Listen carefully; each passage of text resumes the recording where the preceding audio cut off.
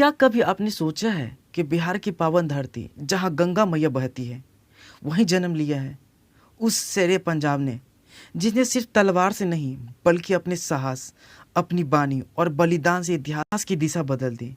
हाँ दोस्तों, हम बात कर रहे हैं 10वें गुरु श्री गुरु गोविंद सिंह जी महाराज की, जिनका जन्म पटना साहिब में हुआ। आज हम इस वीडियो में आपको लेकर चलेंगे 400 साल पीछे, जब पटना की गलियों में एक दिव्य बालक ने जन्म लिया था, जो आगे चलकर सिख धर्म के सबसे महान योद्धा और संत बने।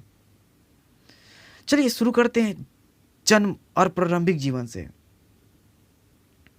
साल था 1666, तारीख 22 दिसंबर, स्थान पटना शहर। घर घर में दियों की रोशनी थी और पूरे शहर में जश्न। बालक, क्योंकि वो बचपन से ही अद्भुत थे, उनकी आंखों में तेज था, उनकी मुस्कान में शक्ति थी। कहते हैं जब पटना के गलियों में खेलते थे तो लोग कहते थे कोई साधारण बच्चा नहीं है, यह भविष्य का प्रकाश है।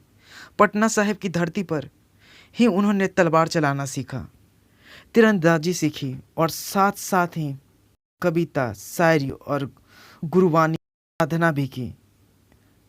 बाल्यकाल में भी उनका मन हमेशा बड़े बड़ों की तरह सोचता था।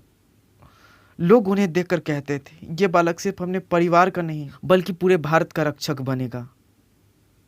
तो आज इस वीडियो में हम जानेंगे पटना साहिब की महत्ता के बारे में। दोस्तों, आज जिसे हम तख्त श्री हरमंदिर साहिब पटना कहते हैं, वह स्थान गुरु गोविंद सिंह जी का जन्म स्थान है। यहीं पर उन्होंने अपने बचपन का समय बिताया। आज वहाँ के जन्म की यादें, उनका पालना, उनके खेल खिलौने और उनके द्वारा छोड़ी हुई निशानियाँ सुरक्षित हैं। पटना साहिब सिर्फ बिहार के लिए नहीं बल्कि पूरी दुनिया के सिख समुदाय के लिए आस्था का केंद्र है। हर साल लाखों श्रद्धालु यहाँ आते हैं, मत्था टेकते हैं और इस पवित्र भूमि का आशीर्वाद लेकर कहा जाता है जहाँ गुरु का जन्म हुआ वहाँ की मिट्टी भी सोने से बढ़कर होती है, और वही है पटना साहिब, वीरता और धर्म रक्षा। दोस्तों, गुरु गोविंद सिंह जी का जन्म सिर्फ धर्म का प्रचार करने तक सीमित नहीं थी। वे योद्धा थे, एक कवि थे, एक धर्म नेता थे और सबसे बढ़कर मानवता के रक्षक थे। उनके पिता गुरु तेज बहादुर जी ने धर्म की रक्षा के लिए अपने शीश दिल्ली में कुर्बान कर दिया। उस समय गोविंद सिंह सिर्फ 9 साल के थे। सोचिए, 9 साल का बच्चा जिसने अपने पिता का बलिदान देखा, लेकिन उसने आंसू नहीं बहाए, उसने तलवार उठाए और प्रण लिया, मैं धर्म की रक्षा करूंगा, चाहे पूरी दुनिया मेरे खिलाफ क्यों ना हो।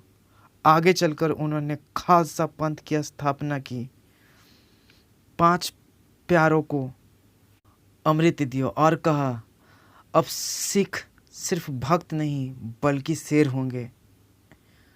अब सिख सिर्फ शांति का प्रतीक नहीं बल्कि न्याय के रक्षक होंगे। साहित्य और प्रेरणा में इनकी रुचि। गुरु गोविंद सिंह जी ने सिर्फ युद्ध नहीं लड़े, उन्हें कलम से भी इतिहास लिखा। उन्होंने 10वें ग्रंथ की रचना की, जफरनामा लिखा और अपनी कविताओं से लाखों लोगों के दिलों में ऊर्जा भर दी। उनकी लिखी हुई पंक्तियाँ आज भी इंसान को यह सिखाती है कि सच्चाई के लिए खड़े रहो, अन्याय से लड़ो और कभी डरना मत। उन्होंने सिखाया अगर तुम्हें युद्ध करना पड़े तो धर्म के लिए करो, ना कि स्वार्थ के लिए। यह संदेश आज भी उतना ही प्रासंगिक है जितना 300 साल पहले था। बलिदान और अमरता गुरु गोविंद सिंह से सीखें। गुरु गोविंद सिंह जी का जीवन बलिदान से भरा रहा।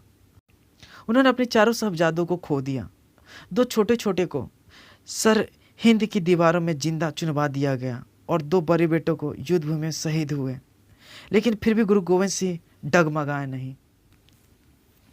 उन्होंने कहा 4 गए हो तो क्या हुआ, लाखों मेरे जीवित हैं। उन्होंने हर सिख को अपना पुत्र माना। 1728 में नांदेड़ साहिब में उन्होंने अपनी देह छोड़ी, लेकिन जाने से पहले कह दिया अब से सिख का गुरु कोई इंसान नहीं होगा बल्कि गुरु ग्रंथ साहिब ही गुरु होगा। और इस तरह उन्होंने अपने जीवन को अमर कर दिया। पटना साहिब आज क्या है? आज पटना साहिब सिर्फ एक धार्मिक स्थल नहीं, बल्कि इतिहास का जीता जागता प्रमाण है। वहाँ का हर पत्थर, हर दीवार, हर गलियाँ गुरु गोविंद सिंह जी की याद दिलाती है। यहाँ वातावरण अलग है। जब आप अंदर जाते हो तो अजीब सी शक्ति महसूस होती है। लोग कहते हैं अगर यहाँ आकर सच्चे मन से अरदास करो तो वाहे गुरु हर मुश्किल आसान कर देते हैं। दोस्तों, गुरु गोविंद सिंह जी की कहानी सिर्फ सिखों की कहानी नहीं है, ये पूरे भारत की कहानी है। ये उस बच्चे की कहानी है जिसने अपने पिता का बलिदान देखा, उस नौजवान की कहानी है जिसने खालसा पंथ बनाया, और उस गुरु की कहानी है जिसने चारों बेटों को खोकर भी हिम्मत नहीं हारी। आज हम उनके जीवन से यही सीख लेनी चाहिए। अन्याय के सामने झुको मत, सच के लिए डटे रहो, इंसानियत को सबसे ऊपर रखो।